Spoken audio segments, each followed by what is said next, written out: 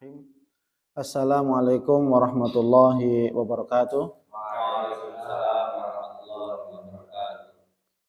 Alhamdulillahirabbil alamin.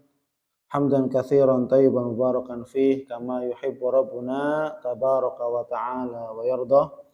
Asyhadu an la ilaha illallah wahdahu la syarikalah wa asyhadu anna Muhammadan abduhu wa rasuluh. Allahumma salli wa sallim wa zid wa barik ala nabiyyina Muhammadin sallallahu alaihi wasallam wa ala alihi wa ashabihi wa man ihtada bihadihi wastanna bi sunnatihi ila yaumiddin, amma ba'd. Alhamdulillah para hamba Allah yang semoga kita semua senantiasa mendapatkan rahmat Allah Subhanahu wa taala, yang semoga kita semuanya diberikan kesehatan oleh Allah Subhanahu wa taala, juga kesempatan untuk kita memanfaatkan kedua-duanya untuk senantiasa meningkatkan ketaatan dan ketakwaan kepada Allah Subhanahu wa taala. Amin amin ya rabbal alamin. Baik, kita sebelum memulai kajian kita awali dengan baca doa thalabul ilmi bersama-sama. Bismillahirrahmanirrahim. Rabbi zidni ilman, Allahumma anfa'ni bima 'allamtani wa 'allimni ma yanfa'uni warzuqni ilman yanfa'uni. Amin. Baik, alhamdulillah ya, insyaallah ini ya kita memulai kembali kajian kita. Insyaallah kita akan merutinkan kembali sebagaimana biasanya dan memang kita ya terus harus istiqomah ya dalam kita beribadah kepada Allah Subhanahu wa taala, di mana ibadah itu dasarnya adalah ilmu ya, sehingga menuntut ilmu itu menjadi hal yang sangat penting dan hal yang sangat mendasar bagi pondasi ibadah yang kita lakukan ya, karena memang dasar pondasi ibadah itu adalah ilmu, sehingga ibadah diterima oleh Allah Subhanahu wa taala itu adalah ibadah yang berdasarkan niat karena Allah, kemudian berdasarkan ilmu mencontoh Rasulullah Shallallahu alaihi wasallam. Pada itu kita istiqomah kepada Allah, kita istiqomah dalam menuntut ilmu ya, karena ini merupakan jalan yang memudahkan seorang hamba menuju surganya Allah Subhanahu wa taala dengan jalan ilmu. Sebagaimana sabda Nabi yang sering disampaikan, man salaka thariqan yaltamisu fihi ilman sahhalallahu lahu bihi thariqan ilal jannah. Rawahu Muslim. Barang siapa yang berjalan di atas jalan nuntut ilmu ya, sahhalallahu lahu bihi thariqan ilal jannah, maka pasti Allah akan memudahkan jalannya menuju surga. Karena tadi ya segala sesuatu butuh ilmu. Wudu dengan ilmu, ya, salat dengan ilmu, zakat dengan ilmu, haji dengan ilmu, ya. Bahkan sampai urusan yang terkecil itu juga harus dengan ilmu, apalagi sampai perkara-perkara yang besar, jihad, perang, itu harus dengan ilmu, ya. Bukan hanya hawa nafsu, pendapat orang, tapi betul-betul ya didasarkan dengan ilmu. Ilmu yang dimaksud adalah ilmu yang berdasarkan Al-Quran dan Sunnah Rasulullah Shallallahu alaihi wasallam. Baik, bismillah, kita lanjutkan pada kajian kita, meneruskan pembahasan tentang ya apa-apa hal yang terkait tentang iman kepada hari akhir. Kita membahas ada 3 konsekuensi ketika kita beriman kepada hari akhir. Yang pertama adalah al-imanu bil ba'ts atau biyaumil ba'ts, yaitu beriman kepada hari kebangkitan. Itu yang pertama. Yang kedua, al-imanu bil hisabi wal jaza, yaitu beriman kepada hari pembalasan dan penghisaban. Ya. Kemudian yang ketiga, al-imanu bil jannati wan nar, itu beriman tentang adanya neraka, surga dan neraka. Ya, itu. Jadi kalau ada orang ya tidak beriman kepada adanya neraka, maka dia tidak beriman kepada hari akhir. Kalau ada orang tidak beriman kepada nggak ada penghisaban, nggak dibalas, nggak ada hari pembalasan, nggak beriman kepada hari kebangkitan, manusia kalau sudah mati, tidak, ya. Maka itu bentuk pengingkaran kepada hari akhir atau hari kiamat. Maka konsekuensinya 3 tadi ya, dan ditambahkan dengan al-imanu bikulli ma yakunu ba'dal maut. Yaitu beriman dengan segala hal terkait setelah kematian. Nah ini, kemarin kita sudah bahas, poin yang pertama adalah segala hal yang berkaitan kehidupan setelah kematian. Karena kita bagi orang yang beriman, kita meyakini bahwasanya hidup kita itu 2, dunia dan akhirat. Adapun kehidupan dunia itu kehidupan yang sementara. Kullu man 'alaiha fan, kata Allah dalam surat Ar-Rahman. Setiap yang bernyawa atau setiap yang berada di muka bumi, fan, itu musnah, hancur, mati, binasa. Termasuk kita manusia, ya. Wa yabqa wajhu rabbika dzul jalali wal ikram. Dan hanya yang tersisa dialah Allah Subhanahu wa taala yang maha mulia, ya. Artinya semuanya mati. Dan yang hanya tersisa ketika hari kiamat dialah Allah Subhanahu wa taala, ya. Maka terkait tentang ya beriman kepada hari akhir itu juga ada kaitannya beriman kepada kehidupan setelah karena banyak di antara manusia yang mengingkari bahwasanya hidup di dunia saja. Bahwasanya tidak ada kehidupan setelah kehidupan dunia. Ini adalah keyakinan yang tidak benar, ya. Meskipun ya itu terserah mereka yang meyakini hal demikian gitu. Tapi kita sebagai seorang muslim yang beriman kepada Allah Subhanahu wa taala, maka kita juga harus beriman kepada hal-hal atau sebuah kejadian-kejadian terkait tentang kehidupan setelah kematian kita masing-masing atau manusia. Maka kemarin yang pertama adalah beriman tentang adanya fitnatul kubri, yaitu ujian fitnah kubur. Fitnah kubur atau ujian kubur. Kemarin yang dimaksud ujian kubur apa? Yang dimaksud dengan ujian kubur adalah su'alul malakain, ya, su'alul mayyit ba'da dafnihi an rabbihi wa dinihi wa nabiyyihi. Yang dimaksud fitnah kubur atau ujian kuburan itu adalah apa? Pertanyaan malaikat mungkar dan nakir ditanyakan kepada kapan itu di atas muka bumi atau sudah dikubur? Setelah dikubur, ba'da dafnihi, setelah dikuburnya mayit jenazah, tentang apa ditanya? An rabbihi, tentang Robnya siapa? Wa an nabiyyihi, wa an dinihi, tentang agamanya apa? Wa an nabiyyihi, dan tentang nabinya siapa? Maka bagi orang yang beriman bisa menjawab. Berarti bukan hanya sekedar iman, tapi iman dan diwujudkan keimanannya dalam bentuk amal soleh dan istiqomah sampai mati. Ya, istiqomah menunaikan hak Allah, istiqomah menunaikan sunnah Rasulullah SAW, istiqomah belajar agama sebagaimana yang kita kerjakan sekarang, menuntut ilmu syar'i. Maka insya Allah ini menjadi salah satu penyebab kita untuk kita bisa menjawab atau ikhtiar usaha kita untuk kita besok bisa menjawab pertanyaan dari malaikat mungkar dan nakir. Siapa Rabbmu? Bagi yang menunaikan hak Allah, sholat, ibadah, insya Allah bisa menjawab. Istiqomah.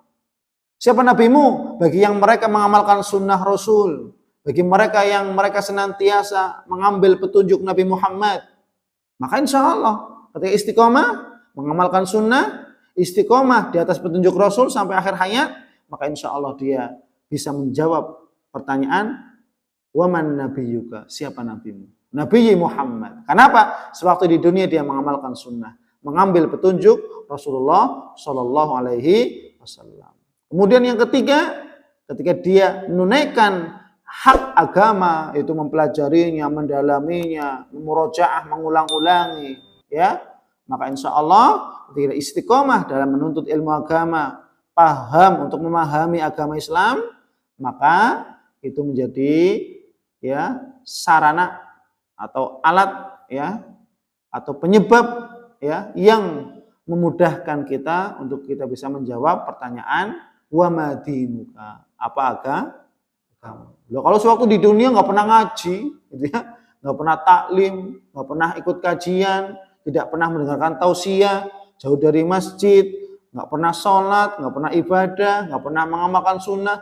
Loh, ketika ditanya di dunia, loh, karena di dunia tidak pernah menunaikan hak Allah, tidak pernah menunaikan hak Rasulullah, tidak pernah menunaikan hak agamanya, maka begitu berat lisan untuk menjawab pertanyaan alam kubur. Maka semoga kita semuanya dimudahkan oleh Allah Subhanahu wa taala dalam ya besok kita ya dipertanyakan oleh malaikat di alam kubur tentang 3 perkara ini. Amin ya rabbal alamin.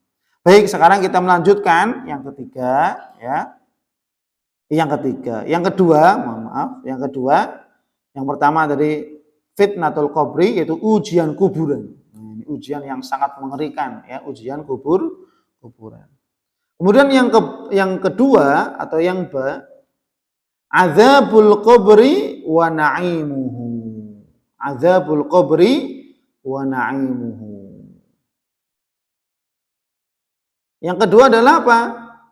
Azab kubur. Jadi azab itu sudah termasuk bahasa Arab, cuma diserap menjadi bahasa Indonesia. Azab. Azabul qabri, azab kubur, wa na'imuhu, dan nikmat kubur. Nah, kita harus yakin bahwasanya hal-hal berkaitan dengan kehidupan setelah kematian, maka yang pertama adanya fitnah kubur, ujian kuburan. Ditanya mayit tentang 3 perkara. Siapa Robmu, siapa nabimu, dan apa agamamu. Ini yang pertama yang perlu berkaitan dengan kehidupan setelah kematian. Yang kedua adalah kita harus meyakini bahwasanya ya adanya azab kubur dan nikmat kubur. Karena banyak ya orang-orang yang mengingkari adanya azab kubur dan nikmat kubur. Mungkin menyangkanya ketika sudah mati sudah dapat nikmat semuanya. Ya. Padahal ya di alam kubur itu ada 2, hanya ada 2. Apakah seorang mayit ketika diletakkan di liang lahatnya dia mendapatkan nikmat kubur atau azab kubur? Itu ya ditentukan sewaktu di dunia bagaimana mereka beramal. Kalau beramal sholih, beriman, beramal sholih, ketika sewaktu di dunia, ya insya Allah. Ketika istiqomah, beriman, beramal sholih, ya, menunaikan hak Allah, menunaikan hak Rasulullah, mengamalkan sunnah, mengambil petunjuk Allah dan Rasulnya, istiqomah dalam menghadiri majelis ilmu, memahami agama, maka insya Allah, ya, mendapatkan nikmat kubur. Tapi sebaliknya bagi mereka orang-orang yang jauh dari majelis ilmu, jauh dari masjid, tidak pernah ibadah, tidak pernah sholat, tidak menunaikan hak Allah, tidak pernah menunaikan hak Rasulullah, ya, tidak mengambil petunjuk Rasul, ya, maka begitu berat dia menjawab pertanyaan malaikat, Munkar dan Nakir, dan ketika tidak lolos, tidak bisa menjawab, maka yang ada apa? Azab kubur. Ini naudzubillah min dzalik. Maka apa? Kita harus meyakini bahwasanya sebagai orang yang beriman, bahwasanya di alam kubur yang pertama ada fitnah kubur, yang kedua adalah adanya azab kubur dan nikmat kubur. Adapun azab kubur, fayakunul azabu lidzalimina. Ini fayakunu, maka keberadaan azab kubur, Fayakunu, maka keberadaan al-azabu, azab, maksudnya azab kubur, ya.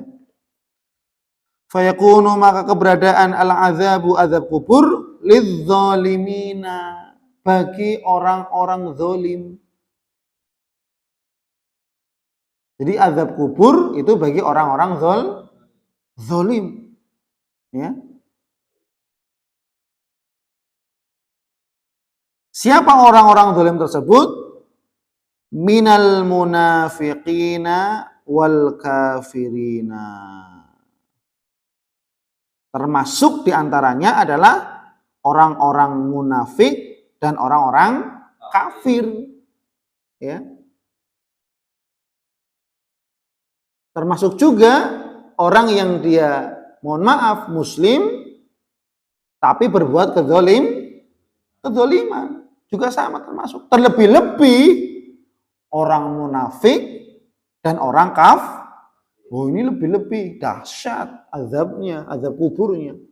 Ya, azab kuburnya dahsyat. Ya. Maka azab kubur itu bagi orang-orang yang zalim. Ya, bagi orang-orang yang berbuat kezaliman. Ya. Salah satu di antaranya yaitu, ya, yang berbuat zalim adalah orang-orang munafik, ya. Yang parah, maksudnya yang mendapat azab kubur yang parah, ya. Wal kafirin, dan orang-orang kafir, ya. Meskipun juga tidak luput di dalamnya termasuk orang muslim yang dia muslim, ya, tapi berbuat kezaliman juga tidak luput dari yang namanya azab kubur atau nikmat kubur, ya. Nah, ini kita berbicara tentang azab, termasuk, ya, gitu. Karena secara umum orang zalim, karena orang zalim itu apa? Bisa di antara kaum muslimin, gitu, ya.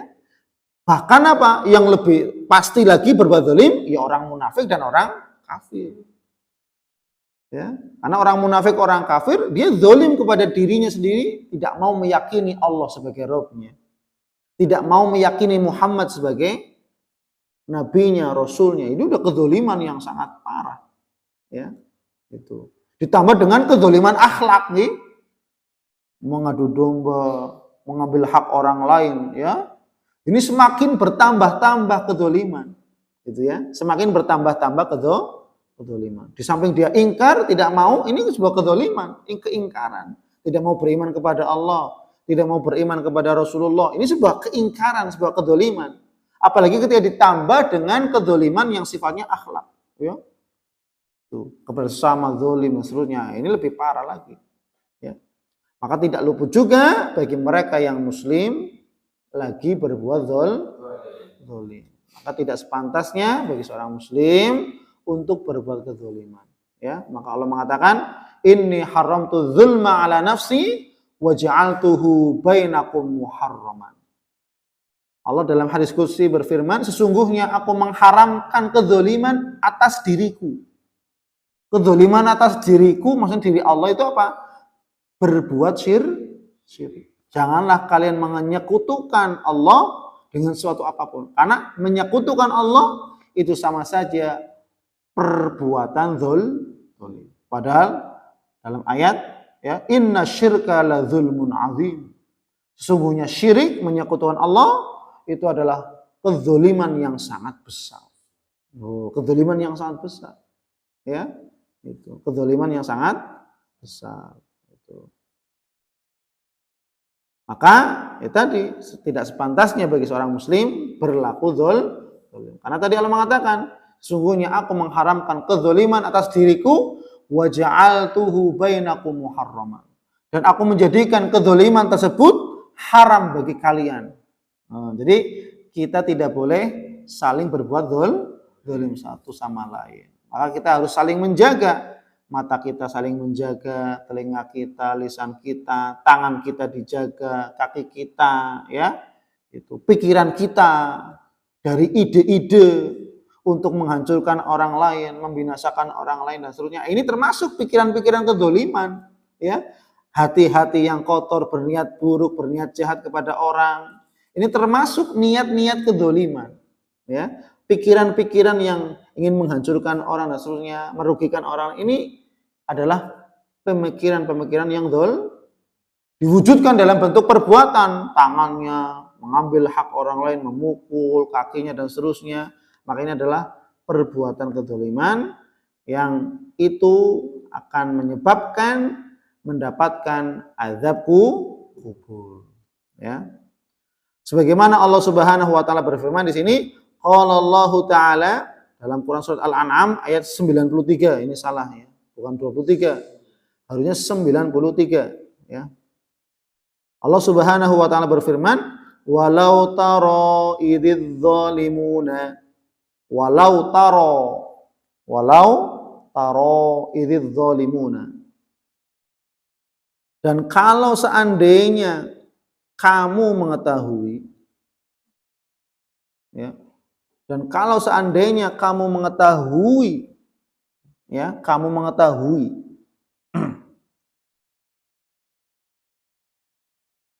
dan kalau seandainya kamu mengetahui begitu mengerikannya, idzal zalimuna, idzi ketika, ya, idzi ketika az-zalimuna orang-orang zalim, az-zalimuna jamak dari zalim, zalim satu orang, zalimani dua orang, untuk banyak zalimun, orang-orang zalim. Maka jika dan kalau seandainya kamu melihat ketika orang-orang zalim fi ghamaratil maut, pada saat tekanan-tekanan sakaratul maut. Namanya sakaratul maut kan ditekan-tekan. Cabut, tarik, cabut, ulur. Terus ya, ditekan-tekan. Bertahap. Dan ditarik lagi. Tarik lagi. Kan itu tekanan-tekanan. Dan setiap tekanan sakaratul maut itu menyakitkan. Mulai dari kaki. Terus ya, sampai ke kaki, paha, perut, terus dada, sampai pada kerongkongan. Nah ini kalau orang-orang zalim, Masya Allah, begitu susahnya dicabut. Ya. Begitu menyakitkannya ketika orang-orang yang zalim itu dicabut. Ya. Orang yang ya beriman saja, Nabi Muhammad, orang Nabi gitu ya, Nabi kita Muhammad, begitu juga merasakan sakitnya sakaratul orang soleh, Nabi merasakan sakitnya sakaratul maut. Ya, sampai Nabi Muhammad meminta untuk sakaratul maut umatku ditimpakan kepada diriku saja. Ini begitu cintanya dan sayangnya, perhatiannya Nabi kita Muhammad kepada ya, apalagi orang yang berbuat zalim. Masya Allah, ini tidak bisa dirasakan bagaimana proses pencabutan ruh atau nyawa ya bagi orang-orang yang zalim. Maka begitu mengerikan ketika orang-orang zalim fi ghamaratil maut, pada tekanan-tekanan sakaratul maut. Nah, ini sakaratul tidak asal jek, tidak ya. Bagi orang muslim tidak langsung gitu ya, tidak langsung begitu saja. Tapi apa? Pelan-pelan, bertahap. Ini tekanan-tekanan, dan setiap tekanan-tekanan itu menyebabkan rasa sakit. Ya. Dan rasa sakitnya orang-orang yang zalim itu sangat dahsyat. Ya. Fi ghamaratil maut. Wal malaikatu, dan para malaikat, sedangkan para malaikat, nah ini. Dan sedangkan al malaikatu, para malaikat, basitu aidihim, memukulkan tangan-tangan mereka ke tubuh jenazah atau mayit yang sedang dicabut nyawanya, dipukul. Ya sudah ditarik-tarik, ditekan-tekan nariknya, ya pelan-pelan sambil dipukul-pukul oleh para malaikat. Coba bayangkan, orang zalim ini, Masya Allah. Di proses penyebutan ruh nyawa orang zalim itu sangat mengerikan, dahsyat, ya, menakutkan, menyeramkan. Ditambah apa? Basitu aidihim wal malaikatu basitu aidihim. Sedangkan para malaikat sambil dipukul itu. Cuma kan orang-orang yang di sekelilingnya tidak bisa mengetahui. mengetahuinya. Ya. Kita ya tahu ya dia sedang tidur, sedang ngorok gitu kan, orang sakaratul maut kan ngorok gitu ya. Ketika sedang sakaratul maut kan banyak orang ngorok gitu ya. Kemudian ya tidak sadarkan diri, kemudian yang mungkin mentalkin dan seterusnya ya. Dia tidak tahu bahwasanya orang-orang yang zalim ketika dicabut ruhnya pelan-pelan ditarik dengan sangat dahsyat, tapi tidak sekaligus ya. Tapi pelan-pelan tarik lagi, ulur lagi, tarik lagi, ulur lagi, tarik lagi, ulur lagi ya. Kemudian apa? Para malaikat mukul. Wal malaikah. Di sini Allah menyebutkan para malaikat, bukan malak. Ya, tapi wal malaikatu basitu aydihim. Para malaikat mukul-mukul. Ya. Akhriju anfusakum. Kemudian para malaikat mengatakan akhriju anfusakum. Ya. Keluarkanlah nyawa kalian atau ruh kalian. Keluarkanlah nyawamu. Nah, dipukul-pukul ya. Masya Allah. Naudzubillah min dzalik. Dipukul-pukul sambil para malaikat mengatakan akhriju anfusakum. Keluarkanlah nyawamu. Keluarlah ruhmu.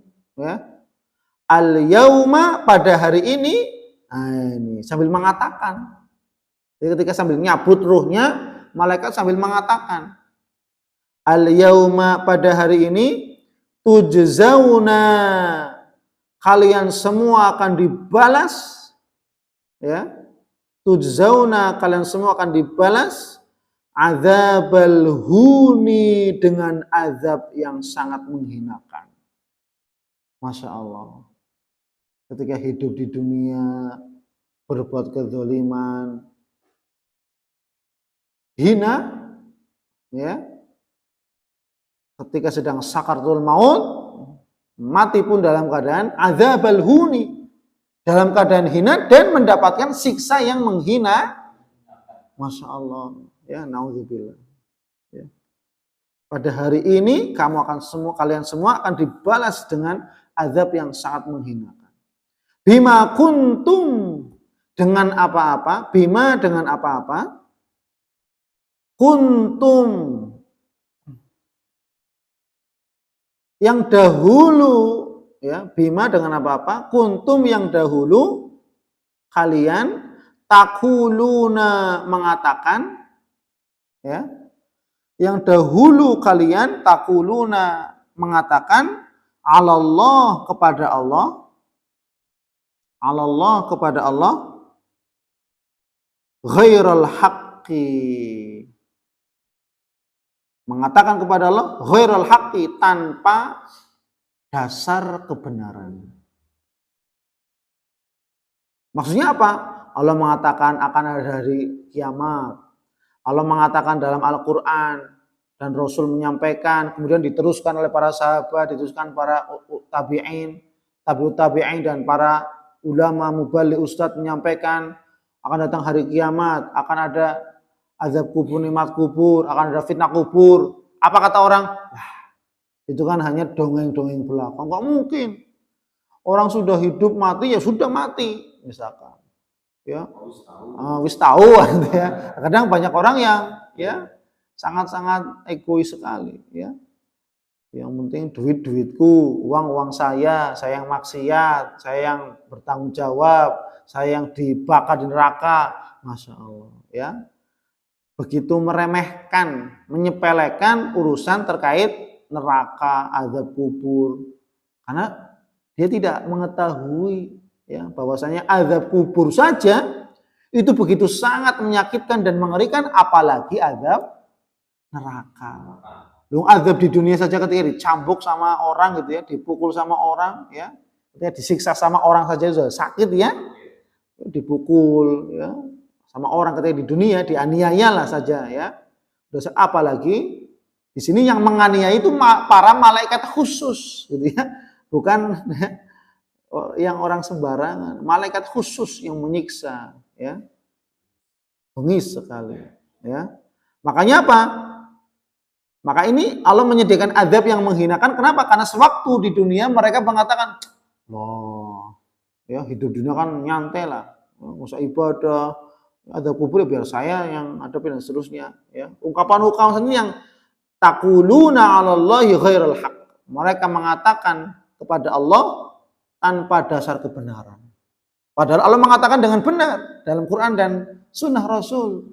Akan ada hari kiamat, akan ada azab kubur, akan ada nikmat kubur, akan ada fitnah kubur. Persiapkan dan seterusnya, kan Allah mengatakan demikian ya dalam berbagai macam ayat, surat dan ayat untuk kita bersiap-siap. Tetapi banyak orang yang ternyata tidak mempersiapkan diri atau kurang mempersiapkan diri, bahkan sama sekali tidak mempersiapkan diri atau bekal, jor-joran. Ini naudzubillah, bahaya sekali ya. Wa kuntum, dan dahulu kalian, an ayatihi, an terhadap atau dari ayatihi, ayat-ayat Allah, tanda-tanda Allah. Itu tanda-tanda ada dua. Tanda-tanda kebesaran Allah ada dua. Itu kauniyah, alam semesta, dan ayat-ayat qauliyah, yaitu ayat-ayat Al-Qur'an. Dan dahulu sewaktu di dunia, an ayatihi, dari tanda-tanda kebesaran Allah, baik tanda-tanda kebesaran Allah berupa semesta alam atau tanda-tanda Allah berupa ayat-ayat Quran dan Sunnah. Ya, tastakbirun, kalian menyombongkan diri, ya, menyombongkan diri. Artinya apa? Orang zalim itu pasti orang yang sombong. Orang sombong ya pasti zalim. Nah, ini sudah tidak bisa dirubah-rubah. Ini rumus. Orang zalim ya pasti sombong. Orang sombong ya pasti Biasanya orang sombong berbuat zalim kan gitu. Menghina, meremehkan, itu kan kedzaliman, ngecek orang kan kedzaliman. Orang zalim ya memang sombong, orang sombong ya pasti zalim. Jadi kedua sifat ini tidak bisa dipisahkan. Orang zalim mesti sombong. Kenapa dia zalim? Dia sombong. Ya.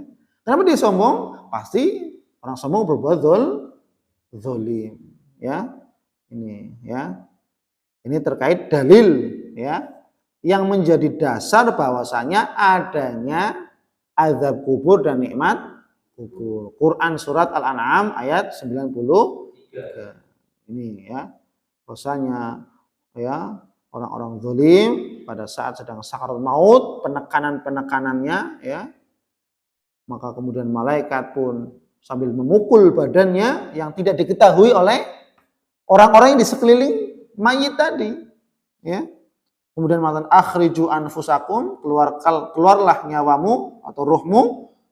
Maka kemudian seraya malaikat mengatakan, pada hari ini kalian akan dibalas dengan azab yang sangat menghinakan. Ini naudzubillah min dzalik. Naudzubillah ya. Semoga kita dijauhkan dari hal semacam ini. Naudzubillah min ya. Karena orang yang zalim sewaktu di dunia dia adalah orang yang sombong, ingkar, angkuh, dan orang yang sombong pasti dia berperilaku zalim. Ya, sampai sini insyaallah ya. Ini terkait tentang azab kubur dan nikmat kubur. Baru dalil yang pertama yaitu surat Al-An'am ayat 93. Insyaallah kita lanjut terkait dalil tentang azab kubur dan nikmat kubur pada ya pertemuan berikutnya, yaitu surat Ghafir ayat 44 insya Allah, dan hadis Nabi ini juga ada ya, panjang ya. Sampai sini ada pertanyaan? Cukup Gi? Ya cukup ya, insya Allah di lain kesempatan barangkali ada pertanyaan. Cukup sampai sini ya, kita tutup ya, semoga bermanfaat dan menjadi ilmu yang bermanfaat dan diamalkan, amin amin ya rabbal alamin. Kita tutup. Subhanakallahumma wa bihamdika asyhadu an la ilaha illa anta astaghfiruka wa atubu ilaik. Wallahu a'lam bishawab. Wassalamualaikum warahmatullahi wabarakatuh. Waalaikumsalam.